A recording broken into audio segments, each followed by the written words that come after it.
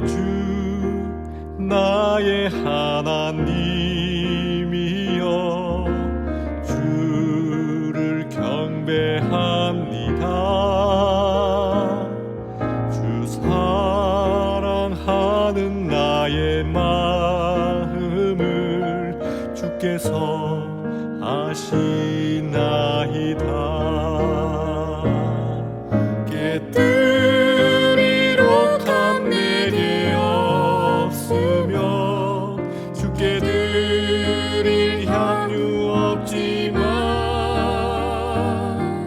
하나님 형상대로 날 빚으사 새 영을 내게 부어주소서. 나의 주 나의 하나님이여 주를 경배합니다. 주 사랑하는 나의 마음을 주께서 아시나이다.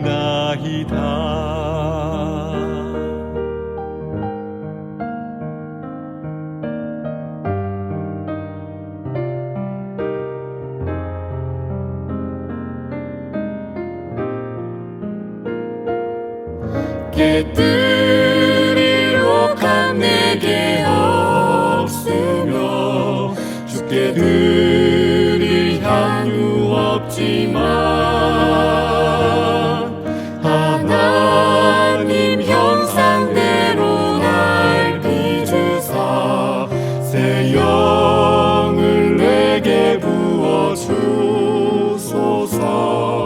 고통 속에 방황하는 내 마음 주께로 갈 수 없지만 저항할 수 없는 그대로 주님의 길을 걷게 하소서. 나의 주 나의 하나님이여 주를 경배합니다. 주 사랑하는 나의 마음을 주께서 아시나이다. 주 사랑하는 나의 마음을 주께서 아시나이다.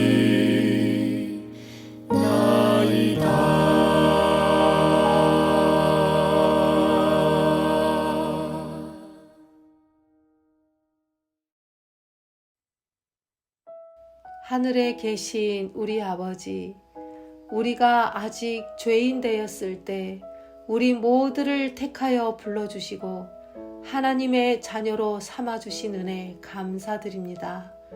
이 세상의 재림 성도로 살면서 하나님의 자랑스러운 상속자로서 부끄럽지 않는 그리스도인이 될 수 있게 해주시고 예수님이 걸으신 그 길을 우리도 따라 걷기를 원합니다.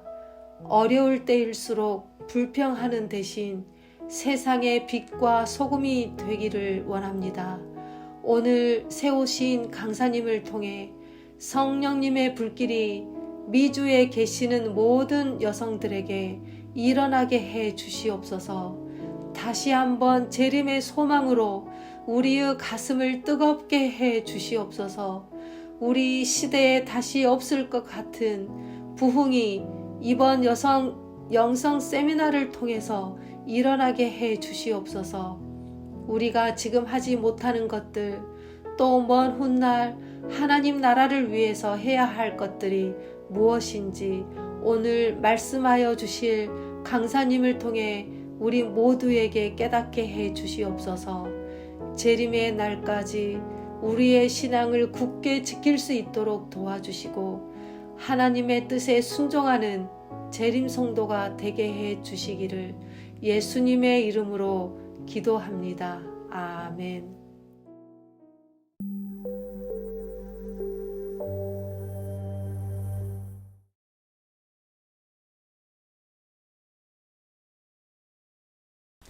안녕하세요. 닥터베지 CEO 닥터잔 박입니다.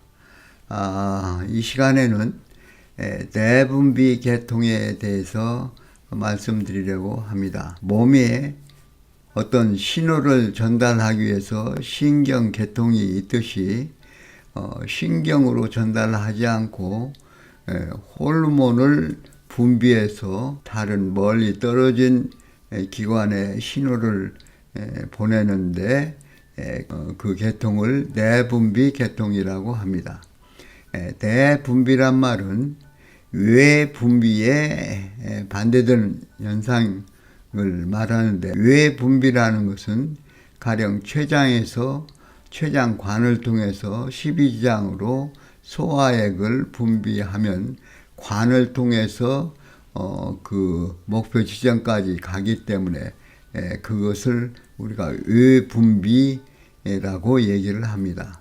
그러면 내분비란 무슨 뜻인가 하면은 호르몬을 내보내는 기관에서 피 속에 내보내면은 피를 타고 이 호르몬이 돌아다니다가 타겟기관, 그것이 수용체가 있는 기관에 붙어서 작동하는 것을 내분비라고 그렇게 얘기를 합니다. 우리 몸에 신호를 전달하는데 빠르게 전달하기 위해서는 신경계통이 효과를 발휘하죠. 멀리 감각을 전달해서 뜨겁고 차고 혹은 저리고 이런 것들을 감각기관을 통해서 금방 알 수 있죠. 그럼 뜨거우면 반사적으로 손을 떼지 않습니까? 신경계통은 빨리 신호를 전달하지만은 내분비 계통은 그렇게 신호를 빨리 전달하지는 못하지만 그러나 지속적으로 오랫동안 작용해서 완벽하게 변화를 이루는 그런 역할을 합니다. 그래서 내분비 계통을 구성하는 그 기관들을 보면은 뇌에 우선 시상하부라고 하는 곳이 있습니다. 뇌 중앙에 시상하부가 있고 그 밑에 이제 뇌하 수체가 있습니다. 갑상선, 목에 있는 갑상선에 그 호르몬, 자극 호르몬을 거기서 보내서 갑상선 호르몬을 조절을 하고, 부신은 콩팥 위에 있죠. 양쪽 콩팥 위에 있는 부신에 부신 호르몬이 분비되도록 촉진하는 그러한 호르몬을 내보내고, 또 생식기 계통에 여러 가지 성적인 호르몬을 자극한 호르몬들을 내보내고, 이러한 기능들을 하는 뇌하수체, 그래서 그 말단 내분비 기관은 갑상신 호르몬, 또 부신에서는 부신 호르몬, 이렇게 호르몬들이 분비가 됩니다. 그런데 이 호르몬들은 부정적인 되돌림, 되먹임, 그렇게 한국말로 말할 수 있습니다만은, 그 말은 무슨 말인가 하면은 가령 뇌하수체에서 호르몬이 너무 많이 나오면은 이 호르몬이 이제 그만 나와야 됩니다 하고 뇌하수체에 기별을 해가지고 더 이상 나오지 않게 조절하도록 그렇게 되어 있습니다. 이렇게 네거티브 피드백이 시스템에서 자동 조절이 되도록 되어 있습니다. 맨 위에 있는 조절 호르몬을 분비하는 기관이 이제 시상하부인데, 시상하부에서는 신경과 그 호르몬을 조절하는, 양쪽을 조절하는 그런 기능이 있습니다.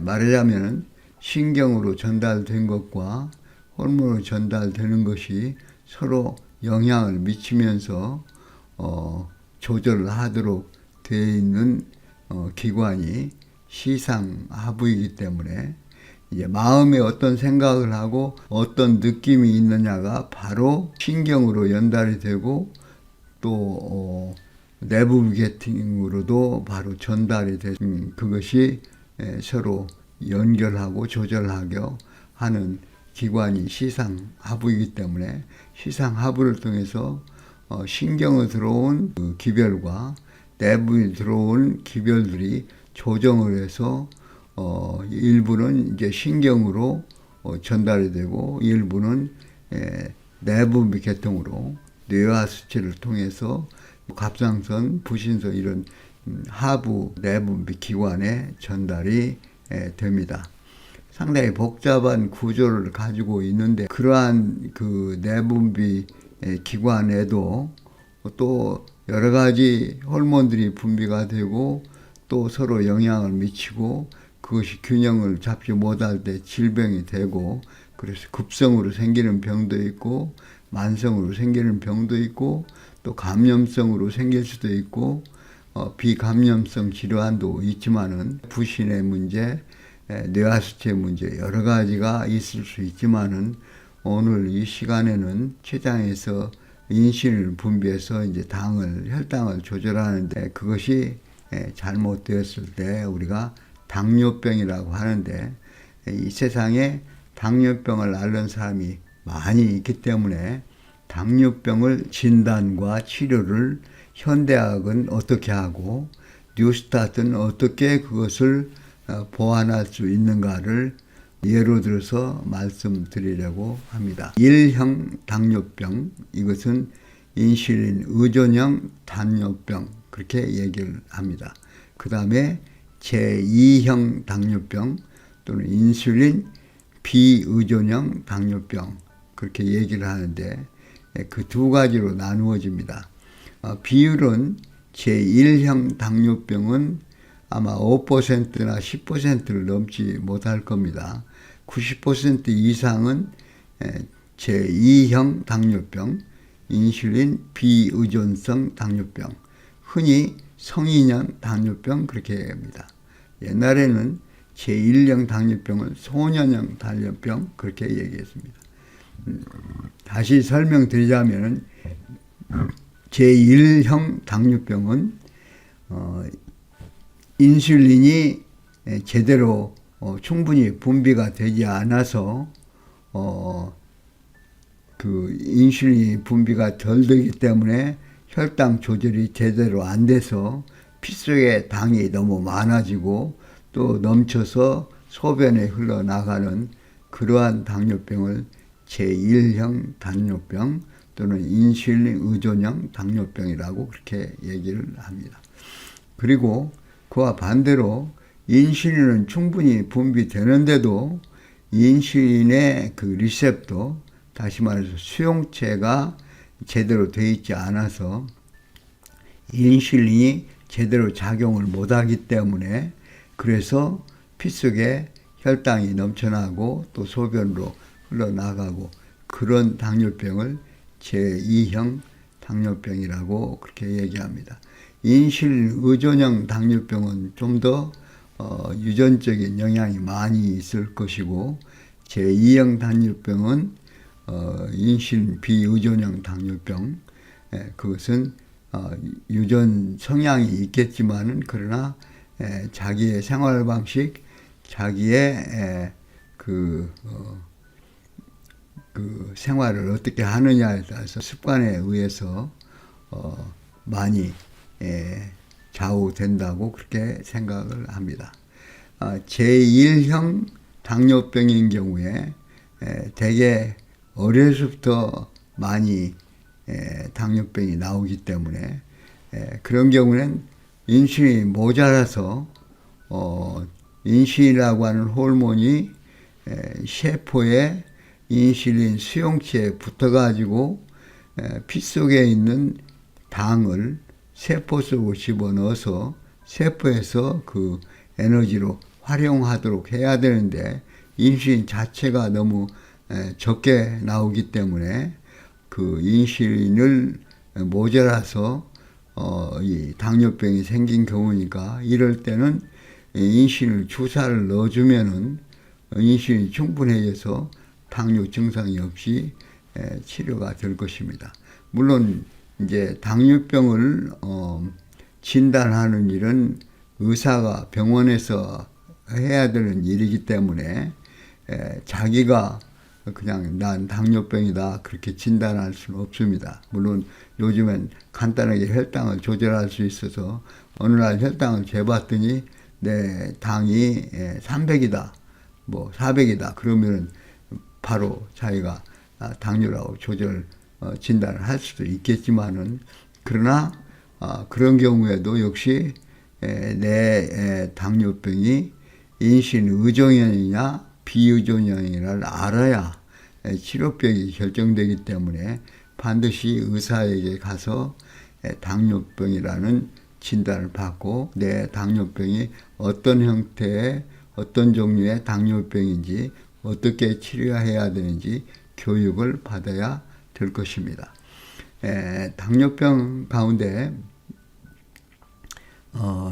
이제 비의존형이 더 많다고 그랬는데, 사람이 살다 보면은 체중이 나이가 들면서 자꾸 체중이 늘어나는 경향이 있습니다. 먹기는 옛날처럼 먹는데 나이가 들면서 활동을 덜 하게 되면은 마치 돈은 많이 버는데 쓰지 않으면 자꾸 저금에 은행에 저금이 올라가듯이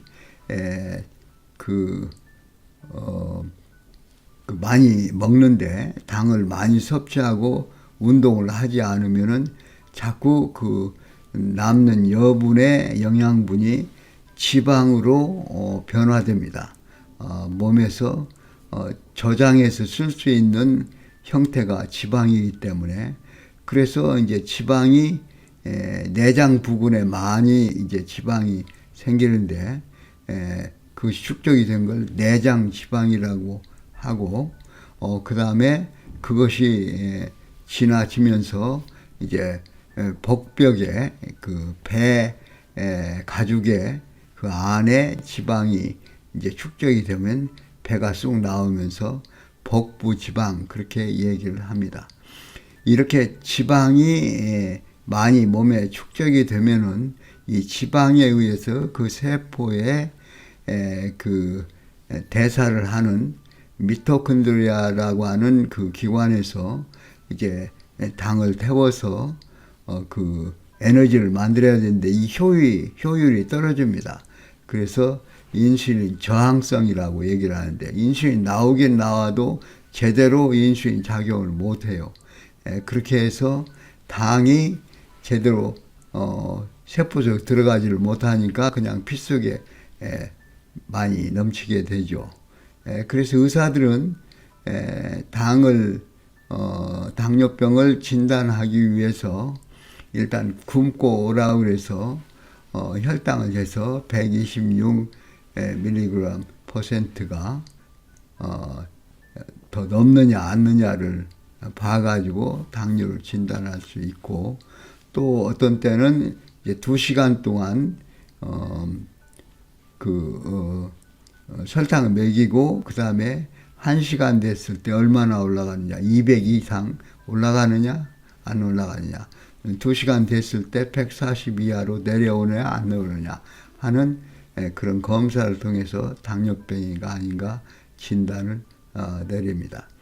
그리고 이 사람의 그 당뇨병이 제1형이냐 제2형이냐를 알기 위해서 인슐린 검사, 자기 몸에서 분비하는 인슐린이 얼마나 나오는가를 검사를 해가지고 그 기준치에 모자라게 인슐린이 너무 적게 나올 때는 제1형 당뇨병이라고 진단을 내릴 거고, 인슐린은 보통 사람들의 인슐린에 비해서 더 많이 나오는데도 인슐린이 제대로 작동을 못해서 혈당이 조절이 안 되는 경우에는 이제 제2형 당뇨병으로 그렇게 진단을 의사들이 내리게 됩니다. 그래서 그 의사들은 당뇨병 환자를 치료할 때 물론 이제 당뇨가 어떤 병인지를 잘 설명을 해주고 그들에게 이제 제1형 당뇨병인 경우에는 아까 말씀드린 대로 처음부터 인슐린 주사를 맞도록 해줄 겁니다. 인슐린 주사 가운데는 주사를 주면 빨리 작동해서 당을 낮추는 그런 형태가 있고, 또 하루 종일 서서히 당을 낮추는 그런 형태도 있습니다. 그래서 병의 심한 정도에 따라서 그 숏액팅, 빨리 작용하는 것과 롱액팅, 천천히 오래 작용하는 것을 병합하든지 균형지게 사용하면서 혈당을 조절할 것입니다. 문제는 90% 이상의 사람들이 그 제2형 당뇨병, 인슐린 비의존형 당뇨병, 다시 말해서 인슐린 충분히 나오는데 인슐린이 제대로 작동하지 못하는 그런 당뇨병을 걸린 사람들이 이제 대부분의 당뇨 환자이기 때문에 이 사람들을 치료하는 것에 대해서 조금 더 자세히 말씀을 드리겠습니다. 그 인슐린 비의존형 당뇨병은 사실은 환자 가운데 절반만 자기가 당뇨라는 것을 알고, 절반은 다시 말해서 당뇨 환자 진단받은 사람의 2배, 그 사람과 똑같은 수가 자기가 당뇨가 있다는 것을 알지 못하고 살고 있어요. 가서 내가 당뇨병이 있는가 검사해 주세요. 그렇게 하고 가서 검사를 해서 알지를 않고, 대부분 사람들이 아프지 않으면 병원에 가지 않고 뭐 내가 당뇨병 걸렸겠나 이렇게 생각하기 때문에, 당뇨병이 수년이 진행이 되면 대개 8년 이상 지나면은 여러 가지 이제 합병증이 생기는데, 그 합병증이 온 다음에야 놀래서 왜 그런가 하고 가보니까 벌써 당뇨병이 여러 해 진행이 된 걸 자기가 모르고 있다. 그렇게 늦게 발견된 경우가 많기 때문에 여러분께서는 자기가 당뇨병이 있는지를 정기적으로 검사를 해야 됩니다. 특별히 체중이 많이 늘어난 분들은 꼭 검사를 해서 자기가 당뇨병인지 아닌지 알고, 그 다음에 당뇨가 있다면 그것을 적절하게 치료를 받아야 할 것입니다. 그래서 당뇨병이 이제 제1형은 인슐린 주사를 줘야 된다고 이미 말씀드렸고, 제2형 당뇨병인 경우에는 인슐린을 많이 나오게 하는 약들이 있습니다. 근데 자기 인슐린을 재봤더니 인슐린이 이미 보통 정상보다 2배, 3배 나오고 있다. 그러면은 절대로 인슐린이 나오도록 촉진하는 그러한 약은 써서는 안 됩니다. 왜 그런가 하면 췌장에서 인슐린이 이미 많이 분비되고 있는데 인슐린 분비를 촉진하는 그런 약을 쓰면은 인슐린을 만드는 기능이 이제 떨어져 버려서 결국 인슐린이 안 나오게 되면 이제 주사를 맞아서 제1형이 아닌데도 약을 잘못 써가지고 계속 인슐린을 고갈시켜 버리면은 나중에는 인슐린 주사를 맞아야 되기 때문에 그런 일이 없도록 하는 것이 좋습니다. 인슐린 분비하는 것을 촉진하는 약은 또 한 가지 나쁜 점이 음식을 잘 많이 먹지 않고 인슐린 분비하는 약을 복용하면은 갑자기 인슐린이 더 많이 나오면서 그 하이포글라이세믹 샥이라고 해서 저혈당으로 샥이 올 수가 있기 때문에 그것은 조금 위험스러운 점이 있습니다. 그렇기 때문에 우리 뉴스타트를 아는 분들은 잘 당뇨 환자들이 교육을 시켜서 그 사람이 먹고 있는 약이 인슐린을 분비하는 약인가 아닌가를 보고, 이미 그 사람이 인슐린을 재봐서 인슐린이 많이 있는데도 인슐린 분비를 촉진하는 그런 약을 쓴다면 그 약을 바꿔야 될 것입니다. 이제 그 약 말고 인슐린을 그 몸에서 많이 나오니까 그 리셉터가 잘못돼서 인슐린 분비가 많이 돼도 인슐린이 효과적으로 작동을 못하는 그런 사람인 경우에는 그 리셉터를 바꿔주는 그런 것을 돕는 당뇨약이 있습니다. 그런 약을 쓰는 것이 옳다 생각이 듭니다. 그런데 많은 당뇨 환자는 자기 몸에서 분비되는 그 인슐린이 어느 정도인지, 너무 많은지 조금 나오는지 그것을 검사도 안 해본 사람들이 많이 있습니다. 의사들 가운데도 그걸 검사 안 하고 그냥 치료하는 의사들도 있기 때문에 뉴스타를 하는 우리 미리 교육받은 사람들은 당뇨 환자에게 당신은 인슐린 검사를 해서 이것이 인슐린이 적절하게 나오는지 너무 많이 나오고 있는지를 확인하고 그래서 적절한 약을 사용하도록 선택하도록 그렇게 해야 될 것입니다. 또 당뇨 약 가운데는 그 스트레스를 받을 때 간에서 이제 글라이코젠이 글루코스로 변해서 당을 분출을 합니다. 그러면 밥을 먹지 않았는데도 간에서 막 당이 나오기 때문에 당이 올라갈 수 있죠.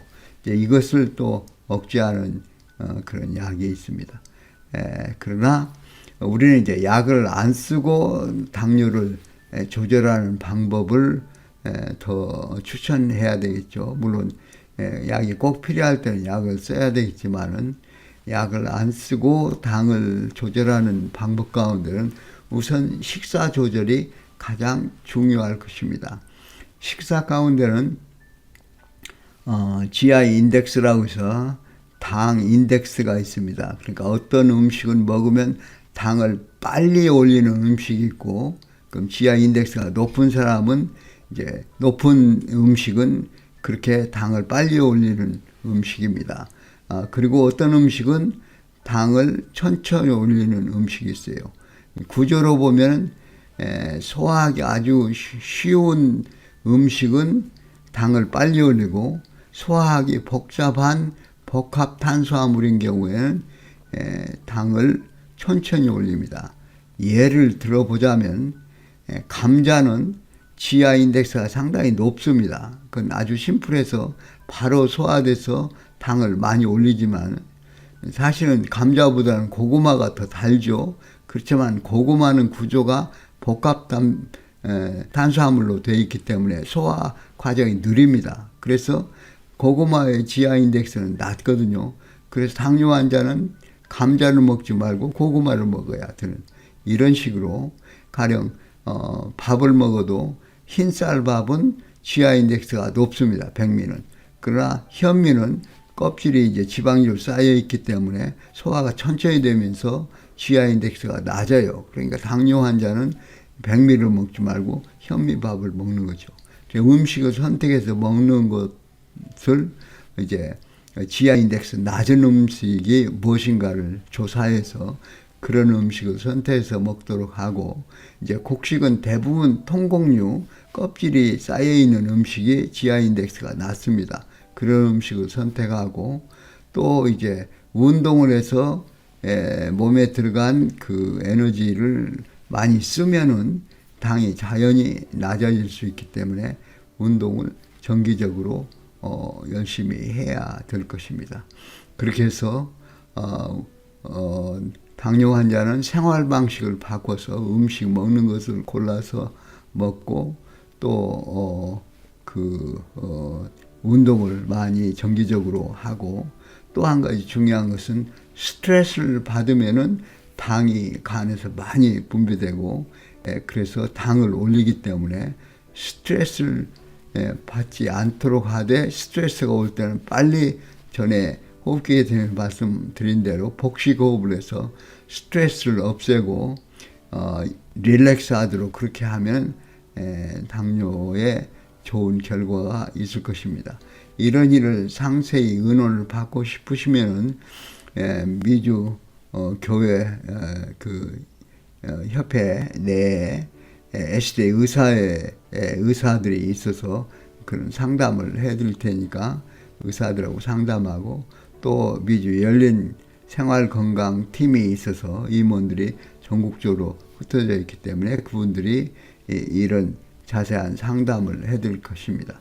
상담을 받으시고 건강하게 사시기 바랍니다. 면역계통에 대해서 말씀드리려고 합니다. 면역이라고 하는 것은 우리 몸을 방어하는 시스템인데, 다시 말씀드리면 몸에 침입해 오는 외부의 병원군 침입자와 내부에 생기는 병, 예를 들면 암 같은 이런 병을 방어하는 계통이 바로 면역계통입니다. 면역계통을 구성하는 기관들을 보자면은 골수도 거기에 포함되고, 가슴에 있는 흉선, 사이머스라고 하죠. 흉선도 면역계통에 관여하고, 비장이 있고 또 림프절, 림프계통이 면역에 관여하는 기관이라고 생각이 듭니다. 면역을 우선 나누어 보면은 선천성 면역과 후천성 면역으로 구분할 수 있습니다. 이것을 바꾸어 말하면 엄마 뱃속에서 아기가 태어날 때부터 가지고 나온 그 면역을 선천성 면역이라고 얘기를 하고, 태어난 다음에 자기 몸에서 새로 생겨나는 면역을 후천성 면역이라고 그렇게 얘기를 할 수 있습니다. 또 다른 각도에서 분류할 때는 면역 세포가 주동이 돼서 몸을 방어할 때 세포성 면역이라고 얘기를 하고, 항체가 피 속에 돌아다니면서 면역을 담당할 때는 또 체액성 면역, 그렇게 얘기를 하기도 합니다. 그래서 우선 선천성 면역부터 말씀을 드리겠습니다. 우리 아기가 엄마 뱃속에서 태어날 때 태반을 통해서 그 피로 영양분을 받아서 이제 생활을 하게 되는데, 그 태아가 태어나자마자 몸에 가지고 있는 면역 기능이 있는데, 그것을 담당하는 세포들이 주로 이제 NK 세포와 백혈구들, 여러 급성 질환들, 세균들 이런 것을 막아내는 면역 세포들을 가지고 나옵니다. 이미 이제 피 속에 그런 것들이 있어서 간단한 외부 침입자나 내부에 생기는 것들을 이런 세포들이 막아줍니다. 물론 그 가운데는 대식세포도 있고, 일반적으로 얘기해서 선천성 면역은 그렇게 복잡하지 않고 단순하지만은 기능이 충분하지 않습니다. 그래서 아기가 자라면서 외부 환경에 접촉하고 여러 가지 세균과 곰팡이와 기생충과 여러 가지를 이제 접촉하게 되고, 엄마 젖만 먹다가 나중에 환경과 접촉하면서 여러 가지 균과 나쁜 병원체들을 흡수하게 될 텐데, 그렇게 할 때 이것들을 다양하게 접촉할 때 이미 가지고 있는 선천성 면역 가지고는 충분하지 않기 때문에 우리 인체에는 후천성 면역이 생기도록 되어 있습니다. 후천성 면역 가운데 아까 말씀드린 세포가 면역을 담당하는 세포성 면역이 있고, 체액 속에 항체가 있어서 그것이 면역을 담당할 때 체액성 면역이라고 하는데, 서로 연관시켜서 설명해 보도록 하겠습니다. 세포성 면역은 주로 그 흉선에서 담당을 합니다. 물론 이 세포는 그 면역세포라고 우리가 얘기할 때 이제 백혈구를 통틀어서 면역세포로 얘기할 수 있는데, 백혈구 가운데는 그 세균을 담당하는 중성호상구, 뉴트로필이라고 그러죠. 중성호상구가 있고, 그 다음에 기생충이나 이런 것을 담당하는 상성호상구, 또 염기성 호상구, 이런 것들이 있고, 그 다음에 세포성 면역을 담당하는 세포는 주로 후천성 면역을 담당하는 세포들로서 T임파구라고 그렇게 얘기를 합니다. T임파구라는 T자는 어디서 따왔는가 하면 흉선이 가슴 가운데 흉골 뒤에 숨어있는 기관이 흉선인데, 흉선이 영어로 타이머스라고 THYMUS T로 시작이기 때문에 그 T자를 따와서 T임파구 그렇게 얘기를 합니다. 그리고 항체를 만드는 세포는 B임파구라고 하는데 이것은 본메로 골수에서 만들어지고 또 훈련을 받기 때문에 그 B자를 따서 B임파구 그렇게 얘기합니다. 물론 T임파구도 맨 처음에 생길 때는 골수에서 생겼습니다. 조혈모 세포에 의해서 임파구가 만들어지는데 그것이 T임파구는 흉선에 가서 훈련을 받아서 이제 T임파구가 되는 것이고 B임파구는 이제 골수에서 훈련을 받았기 때문에 B임파구라고 그렇게 말할 수 있습니다. 세포성 면역과 체액성 면역은 다시 말해서 T임파구와 B임파구는 아주 잘 협조를 하면서 병을 이겨내도록 그렇게 되어 있습니다. T임파구 안에도 이제 종류가 몇 가지가 있는데 보조 T임파구, T4라고 해서 보조 T임파구가 있고 억제 T임파구도 있고 이건 억제 T임파구는 조절하는 겁니다. 또 T임파구의 지시를 보조 T임파구 지시를 받아서 암세포나 나쁜 세포를 직접 공격하는 세포 T킬러셀이라고 그렇게 얘기를 합니다. 그런 세포들이 여러 가지로 나뉘어서 서로 협력하면서 이 몸을 방어하는데 그 면역이 일어나는 이제 예를 들어서 설명을 하자면은 균이 몸 밖에서 피부로 들어오든지 입으로 들어오든지 코로 들어오든지 어디든지 열린 구멍으로 들어올 수 있고 또는 장에서 들어올 수도 있습니다. 그런 것이 균이 들어올 경우에 제일 앞서서 막아내는 것은 세균이면은 중성호상구, 백혈구 가운데 중성호상구가 담당해서 물리칠 것입니다.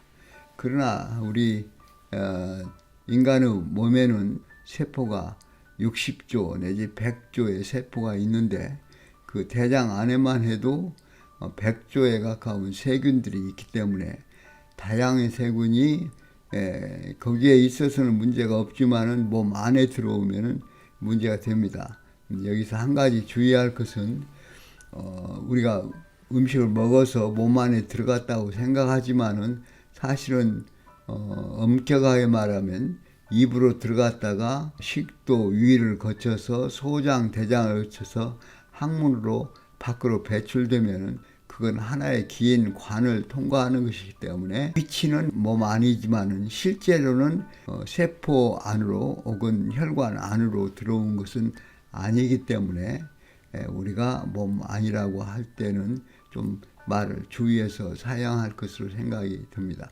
그래서 대장 안에 100조 개의 그 세포들이 있는데 그 가운데는 유익균도 있지만은 유해균도 많이 있기 때문에 이런 유해균이 많이 발달을 하고 그런 것들이 이제 장 누수 현상에 의해서 구성하는 세포들 사이가 벌어져서 그렇게 하면은 염증이 일어나고 또 세균이 들어올 수도 있고 또 음식을 잘못 먹어서 세균이 많이 발생을 하면은 몸 안에 이제 들어올 수도 있습니다.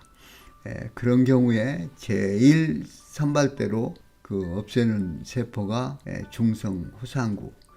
그래서 그 백혈구 가운데 60%는 중성 호상구가 차지합니다. 이제 암이 발생했을 경우에 암을 퇴치하는 데는 선천적인 면역 가운데 하나인 내추럴 킬러셀, 자연 살상 세포가 암세포를 찾아내서 바로 공격하는 그런 기능을 가지고 있습니다. 최일선에서 몸을 순찰하다가 암을 발견해서 죽이는 세포가 자연 살상 세포죠. 그러나 후천적으로 개발된 T임파구가 암세포를 공격해서 제거하는 방법을 말씀드리자면 T임파구 전체에 그 후천성 면역을 조절하는 세포가 보조 T임파구입니다.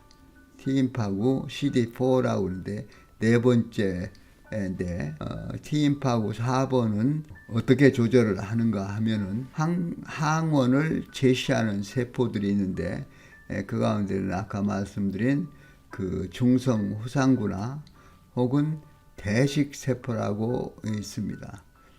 그리고 수지상 세포가 있고 이런 세포들이 자기 몸에 맞지 않는 몸과 다른 형태의 그러한 물질이 혹은 세포나 혹은 균이나 어떤 것이 만나게 되면은 그것을 이제 잡아먹습니다. 암세포는 세포가 변형된 것이죠. 정상세포가 변형된 것이 암세포인데 그 암세포가 되면은 정상세포와는 세포 표면의 막의 변화가 일어납니다.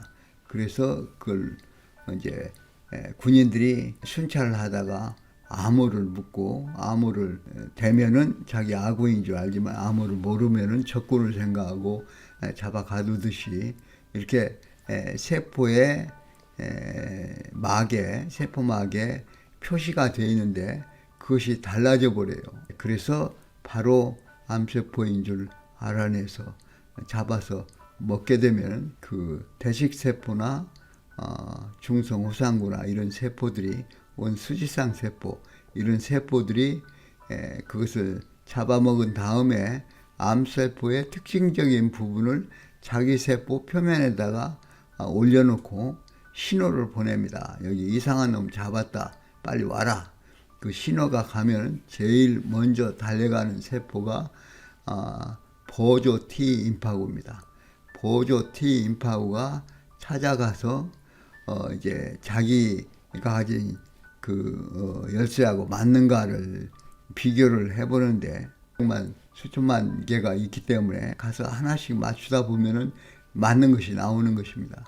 그러면은 내가 찾았다. 그렇게 하고 신호를 보냅니다. 보조 T임파구 신호를 보내면은 그것과 맞는 암세포의 표지가 있는 그 세포를 쫓아다니면서 공격을 하는 것이고 그 다음에 보조 T임파구가 T임파구에만 연락을 가는 것이 아니라 B임파구에도 연락이 갑니다. 그러면 그 T임파구 보조 T임파구가 맞는 B임파구가 연락을 받고 오게 됩니다. 활성화되면은 이제 보조 T임파구에 연락을 받은 B임파구는 형질세포라고 해서 플라스마셀로 변화돼서 수많은 항체를 만들어냅니다. 항체라고 하는 것은 모양이 Y자처럼 생겨서 Y자일 때 그 위에 두 개짜리는 그 항원에 그 외부 침자에 붙고 밑에 하나로 되어 있는 그 끝에는 이제 자기 세포가 붙도록 그렇게 구조가 되어 있기 때문에 그것이 수억 개가 만들어지면 이제 피 속에 돌아다니면서 암세포가 있으면 가서 암세포하고 딱 붙게 되는 것입니다. 그러면은 이제 그 암세포에 그 Y자에 두 가닥 있는 데가 암세포와 붙으면은 그 끝에 한 가닥 있는 데에 그 T 킬러셀이 붙어가지고 바로 근접해서 쏘아서 이제 암세포를 죽이고 그런 일을 합니다. 그래서 T임파구와 B임파구를 서로 협력해서 적을 막아내려고 하는 데 있어서 이걸 조절하는 일을 보조 T임파구 4번 T임파구가 하기 때문에 보조 T임파구는 그 후천성 면역에 있어서 조절하는 그 본부나 마찬가지다. 그렇게 생각할 수가 있을 것입니다. 그래서 면역세포는 이렇게 선천적인 면역과 후천적인 면역이 잘 자기 역할을 행하게 될 때 몸에 쳐들어오는 외부에서 오는 적을 막아내고 또 안에서 생기는 암세포를 막아내서 몸이 건강을 유지하도록 해주는 것입니다. 그래서 이 그 면역 세포가 제대로 기능을 하도록 하기 위해서는 이제 종류가 여러 가지 있지만 백혈구, 임파구, T임파구, B임파구 여러 세포들이 있지만 이런 세포들이 분열을 하고 자기 기능을 다 할 수 있기 위해서는 영양분이 균형지게 다 있어야 되고 또 독소들이 몸에 많이 쌓여 있지 않아야 되고 그래야만 제대로 기능을 할 수 있기 때문에 뉴스타트 생활 원리에 의해서 음식과 생활 방식을 건전하게 갖추는 것이 큰 도움이 될 것으로 생각이 듭니다. 면역계통에 이상이 오면은 그 증상이 가령 세균 감염이 됐다 그러면은 열이 나고 아프고 붓고 피부로 가령 균이 들어왔다 그러면 그 부분이 아프고 뜨겁고 붓고 그렇게 해서 바로 이제 병원에 가서 보일 것이고 병원에서는 그게 어떤 균에 의해서 이게 감염이 되는지 검사를 해가지고 균에 잘 듣는 항생제가 어떤 것인가를 테스트를 해서 가장 잘 듣는 항생제를 투여해서 그 균을 죽이도록 물론 이제 자기 몸의 백혈구가 죽일 수 있지만은 그걸 또 효과적으로 죽이도록 하는 것을 돕는 것이 이제 항생제입니다. 그리고 요즘에 이제 항바이러스도 있기 때문에 바이러스 감염이 됐을 때 그 바이러스를 퇴치할 수 있는 항바이러스 약을 투여하고 그런 식으로 치료를 합니다. 그 몸에 이상이 있을 때 피부에 감염이 있다든지 또 종양이 있을 때는 종양이 있는 부위가 피부암이 생겼다 그러면 표시가 날 겁니다만은 이제 골치 아픈 것은 몸 안에 위에 대장에 어디 암이 시작됐을 때 이것이 이제 보이지 않는 것입니다. 초기에는 아무 증세가 없어요. 그렇기 때문에 그럴 때는 이제 증상이 나타날 때까지는 알지를 못하기 때문에 그래서 조기 검진 시스템을 만들어서 초기에 어떤 이상이 있는가를 알아내는 그러한 검진 시스템이 되어 있습니다. 여성들은 자궁 경부암이 걸렸는지 팹스미어라는 그런 검사를 하게 되고 물론 어려서 하지는 않지만은 이제 결혼을 하거나 성생활을 한 다음부터는 그것을 해볼 수 있고 유방에 이제 가령 암이 생기거나 종양이 생겼는가는 이제 자가 테스트를 하죠. 특히 이제 유방이 생리가 있는 여성들은 생리가 다 끝나고 나서 닷새 동안이 가장 그 유방이 딱딱하지 않고 물렁물렁한 상태이기 때문에 그때 팔을 올리고 옆으로 이제 이렇게 문질러 가지고 자기가 스스로 검사를 하면은 자기 유방이 종양이 생겼는지 없는지 그 유방 환자의 90%는 자기가 발견을 합니다. 그러니까 매달 생리가 끝나고 닷새 안에 자기 몸을 왼쪽 유방은 왼쪽 팔을 들고 오른쪽 손으로 옆으로 쭉쭉 밀면서 몽우리가 있는가 보고 오른쪽 유방은 또 오른쪽 손을 들고 왼쪽 유방이 이렇게 문지르면서 손가락을 문지르면서 종양이 잡히는가 보고 또 거울을 보면서 젖꼭지가 이제 속으로 들어갔든지 위로 올라갔든지 밑으로 쳐졌든지 두 개가 대칭이 안 되다든지 이런 여러 가지 유방 자가검진 그러한 방법도 우리 뉴스타트를 하는 사람들이 교육을 받아서 사람들에게 교육을 시키고 또 대장암은 자멸검사 대변으로 피가 나오는가를 본다든지 전립선암은 PSA 혈액검사를 한다든지 이런 여러 가지 조기검진 방법들이 나와 있으니까 그런 걸 교육을 시켜서 될 수 있으면 조기에 암이 시작될 때 발견을 해서 조치를 함으로써 그것을 완전히 나을 수 있고 그것보다 더 좋은 것은 음식을 조심하고 생활 방식을 햇빛 가운데 걷고 이렇게 운동을 정기적으로 하고, 그래서 여러 가지 세균으로부터 또 암으로부터 예방하는 것이 가장 좋은 방법일 것입니다. 그래서 뉴스타트는 이 면역을 강화시키고 사람이 병이 걸리지 않도록 예방해주고, 또 병이 걸렸어도 잘 치료할 수 있도록 돕는 일을 우리가 할 수 있을 것입니다.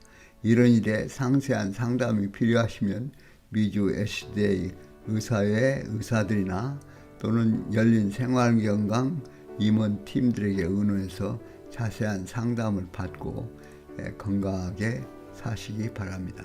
감사합니다.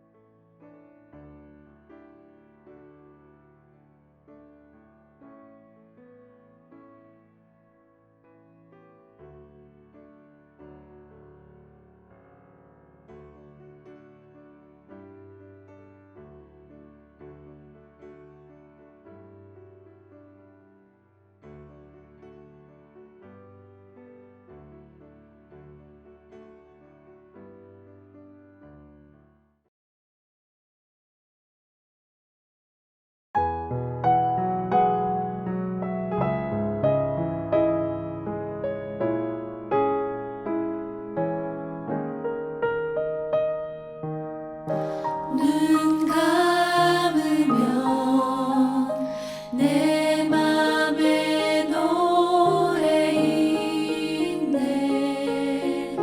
맘 아프니 나 당할지라도 이 모든 것 다 디딘 돌 되리라. 이 세상은 내 집이 아닐세. 그때까지 내 마음 노래하며 끝까지